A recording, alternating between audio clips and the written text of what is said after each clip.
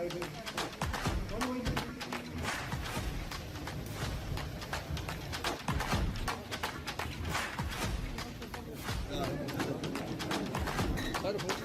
यहाँ पे परीक्षा हॉल बना जिसमें 300 छात्र एक साथ पेपर दे सकते हैं। प्रदेश के कृषि मंत्री कंवरपाल गुर्जर ने विपक्षी नेताओं पर किसानों को गुमराह करने का आरोप लगाया है। गुरुवार को रेवाड़ी के कस्बा बावल स्थित एग्रीकल्चर कॉलेज में उद्घाटन कार्यक्रम के बाद मीडिया से बात करते हुए कंवरपाल ने कहा कि कई बार किसानों को गुमराह कर दिया जाता है। आंदोलन करने वाले किसान पंजाब के हैं, इसमें कुछ हमारे भी साथ लग गए हैं, लेकिन हकीकत ये है कि पंजाब में सिर्फ 2 फसलें गेहूं और धान खरीदा जाता है। हमारे यहाँ 14 फसलें सरकार खरीद रही है। कंवरपाल ने कहा कि किसान के मामले में जितना काम हमारी सरकार ने किया उतना किसी भी राज्य ने नहीं किया है। पूर्व सीएम हुड्डा आज 24 घंटे बिजली देने की बात कर रहे हैं, लेकिन जब उन्होंने 10 साल राज चलाया तो किसान सिर्फ 4 घंटे बिजली देने की डिमांड करते थे, लेकिन हुड्डा की सरकार ने वो भी नहीं दी। हमारी सरकार आने के बाद किसानों को 24 घंटे बिजली दी है। किसानों के हजारों करोड़ रुपए के ब्याज माफ हमने किए हैं। कृषि मंत्री ने कहा कि अभी हाल में हुए लोकसभा चुनाव में कांग्रेस ने झूठ फैलाने का काम किया। कांग्रेस के नेताओं ने संविधान और आरक्षण खत्म करने का झूठ फैलाया, लेकिन अब ये झूठ साबित हो चुका है। हमने जो कहा वो किया है। पहले के नारे सिर्फ नारे ही बनकर रह जाते थे। इन्होंने गरीबी हटाओ का नारा दिया, लेकिन गरीबी नहीं हटी। हमने सबका साथ सबका विकास का नारा दिया। उसी आधार पर पूरे हरियाणा में एक समान विकास कार्य कराए और किसी ने हरियाणा में ये नहीं सोचा था कि मेरिट के आधार पर सरकारी नौकरियां मिल जाएंगी, लेकिन ये हमारी सरकार ने कर दिखाया। कांग्रेस के जातिगत जनगणना कराने के बयान पर कंवरपाल गुर्जर ने कहा कि कांग्रेस ने पहले जाति, मजहब और पंथ के नाम पर लोगों को बांटा और अब जातिवाद फैलाने की कोशिश की जा रही है। हमारे लिए सब एक हैं और इसी सिद्धांत पर आगे बढ़ते हुए काम कर रहे हैं। हमारी सोच ये है कि गरीब से गरीब व्यक्ति का भला कैसे किया जाए और उसी आधार पर उन्हें अग्रणी पंक्ति में रखकर काम किया जा रहा है। तो यहाँ पे परीक्षा हॉल बना जिसमें 300 छात्र एक साथ पेपर दे सकते हैं, तो मैं समझता हूँ उससे काफी लाभ रहेगा। और दूसरा 28 कमरे जो हैं हॉस्टल के वो बने जिनमें 56 विद्यार्थी बहुत आराम से रह सकते हैं और एक दिव्यांग के लिए भी एक कमरा बनाया गया। तो इससे मैं समझता हूँ छात्रों को काफी लाभ इससे रहेगा। एक पुस्तकालय जो है उसमें 160 छात्रों के लिए वाचनालय जो है बनाया गया। 160 छात्र एक टाइम में बैठ के वहां सारे अपना अध्ययन कर सकते हैं, पढ़ाई कर सकते हैं वहां बैठ के। तो इससे काफी हमारे छात्रों को लाभ रहेगा। चावल की रुपाई नहीं, चावल की रुपाई पे हमने बैन तो कहीं नहीं लगाया, दान तो हमने कहीं नहीं लगाया। हमने एक बार कहा था, ये पुरानी बात है जो आप कह रहे हैं, लेकिन उस टाइम कांग्रेस ने उसका विरोध किया था और कुछ और संगठनों ने भी उसका विरोध किया था। हमने उसको वापस ले लिया था, लेकिन हमने एक योजना, एक स्कीम दी किसानों को कि जहां पानी गहरा है अगर वहां पे किसान दूसरी फसल लगाएगा तो 7,000 रुपए उसको देंगे, और अगर वो दूसरी फसल उसमें उगाता है धान की बजाय तो 7,000 रुपए इसको देते हैं।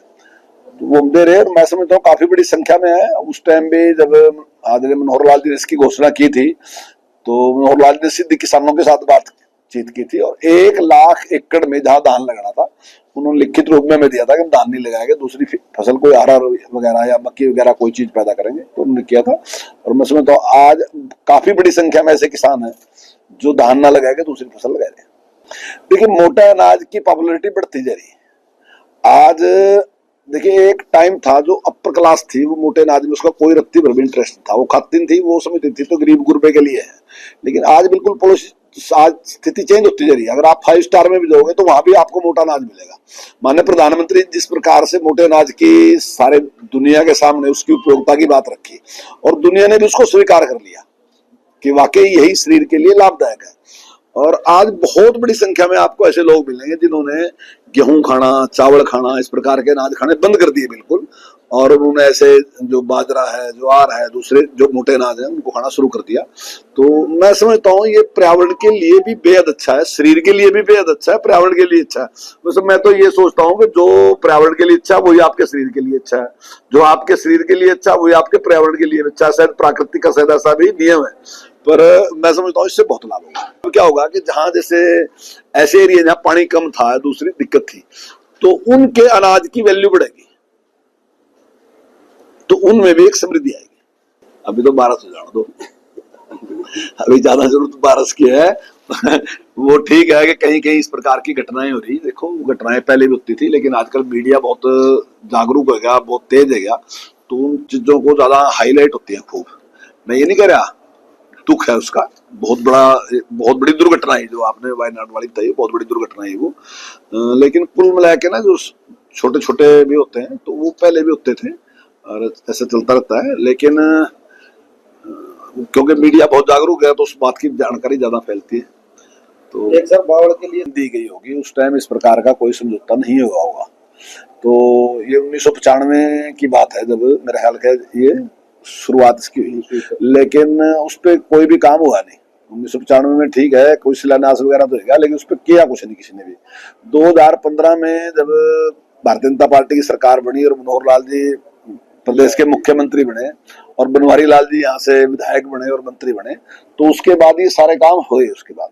लेकिन अगर इस प्रकार की कोई बात है, कोई प्रस्ताव हमें मिलता है तो उसमें विचार करेंगे। हमारा तो नारा एक ही है, सबका साथ सबका विकास, और उसको हमने किया। और नारा नहीं है खाली, आज तक इस देश में नारा वैसे तो होता तो वही है, जिसको इम्प्लीमेंट करना होता है वही नारा होना चाहिए, लेकिन जिस देश में क्या है कि नारा जो है वो खाली नारा ही बन के रह गया। पिछले लंबे टाइम तक एक जो नारा था उसका नारे का कोई अर्थ नहीं था, जैसे गरीबी हटाओ, तो मतलब था कुछ नहीं, बस एक नारा था। लेकिन हमने ऐसा नहीं किया, हमने अगर कहा कि सबका साथ सबका विकास, हमने कहा हरियाणा एक हरियाणवी, हम उसको कर रहे। आज से 10 साल पहले आपको ध्यान होगा कि आप कोई भी, आप पत्रकार हैं, आप भी कल्पना नहीं कर सकते थे किसी को योग्यता के आधार पर नौकरी मिल जाएगी। आपको पता था कि इसकी सिफारिश होनी चाहिए या इसके पास पैसे होने चाहिए, दोनों में से एक चीज होगी तब इसको नौकरी मिलेगी। लेकिन आज जिसके पास काबिलियत है वो मंत्री के सामने भी छाती ठोक कर कह देगा मैं लग कर दिखाऊंगा।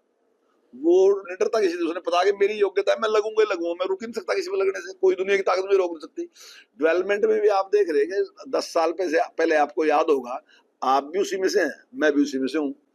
तो हम एक बात कहते थे कि डेवलपमेंट तो कहीं खास जगह ही होगी, जहाँ का मुख्यमंत्री वहां डेवलपमेंट होगी, हमें कोई नहीं पूछता पाछता, हमारा कोई काम को नहीं। अरे ये तो ये उदाहरण सबसे बड़ा है, यही देख लो जो मैं आपके सामने बताने लग रहा कि 95 में आप शिलान्यास लग रहे करण और बनने लग रहा 2015।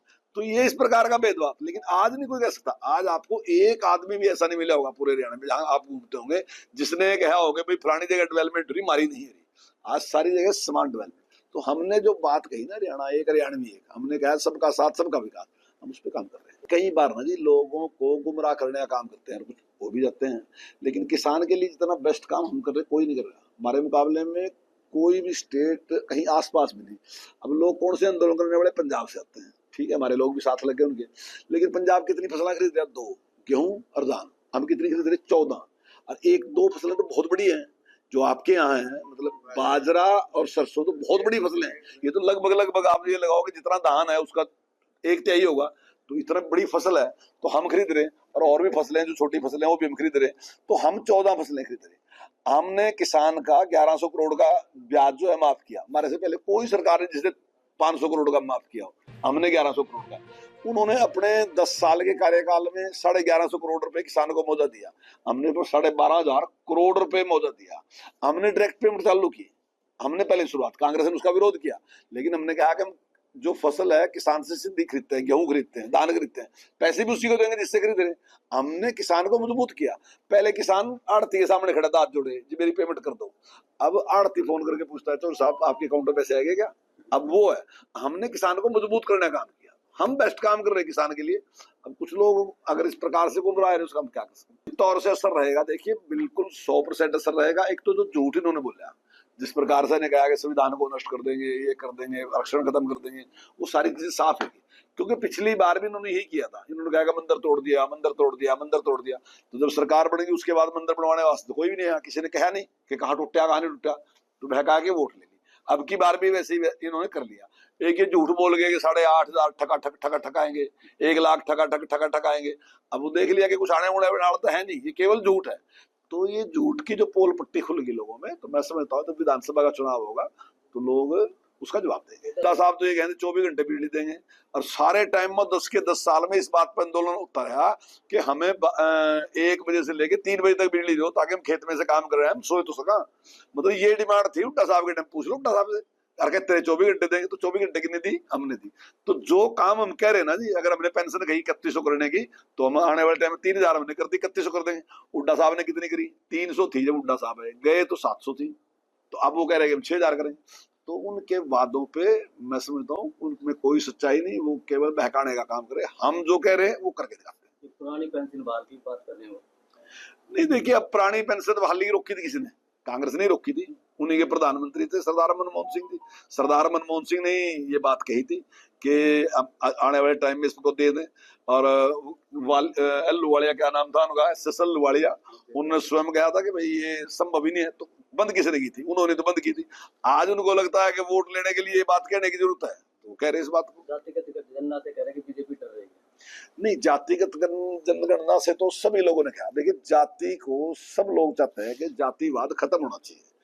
तो अब वो जातिवाद पैदा करना चाह रहे हैं। पहले उन्हें मजहब के आधार पे, पंथ के आधार पे उन्होंने देश को बांटने का काम किया और उस पे वोट लेने का काम किया उन्होंने। अब वो फेल होता जा रहा, तो अब वो जाति के आधार पे बांटना चाह रहे हैं। हम समझते हैं कि जो भारतीय है, प्रत्येक भारतीय एक है, और उसके लिए मिलके सारे जो व्यक्ति पीछे रहेगा, कोई भी व्यक्ति है जो पीछे रहेगा, हमने उसके लिए काम करना।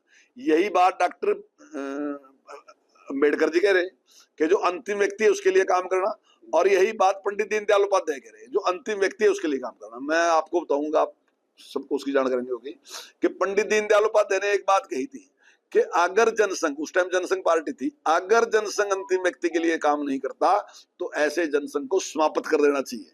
तो अगर वो उसके लिए काम करे, हम उसी पे काम कर रहे हैं। आज आप देख रहे हैं कि जिस आदमी की आमदन 1 लाख से कम है, हमने सबसे फर्स्ट प्रेफरेंस उसको दे रखी कि सबसे पहले हम उसकी चिंता करेंगे।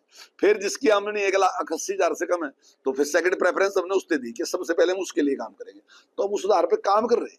वहां जाति की जरूरत नहीं है, सब लोग हमारे ही लोग हैं। उन्होंने कभी हमारे समझे नहीं। उनके लिए तो उनका परिवार, उनका एरिया, उनका इलाका वही महत्वपूर्ण है। हमारे लिए पूरा देश महत्वपूर्ण है, पूरा प्रदेश महत्वपूर्ण है। राहुल गांधी ने ट्वीट किया आज, अखबार तो पेपर लीक हो रहा है, संसद में पानी लीक हो रहा है, बाहर नई बिल्डिंग में पानी आ गया। देखिए, वो हर बार इस प्रकार के झूठ बोलते रहते हैं। कभी कहते हैं अयोध्या के मंदिर में आ गया, कभी कहते दीवार में आ गया, कभी किसी में आ गया। अब कोई आधार नहीं होता बात का उसमें, तो वो इस प्रकार के बात कहते रहते हैं। लेकिन इस बार का कहीं नहीं तो पेपर लीक की कोई मामला है, ठीक है, एक आधी घटना कहीं छोटी मोटी होती है, और कोर्ट में भी चला गया मामला, कोर्ट ने भी इस पर संज्ञान लिया है।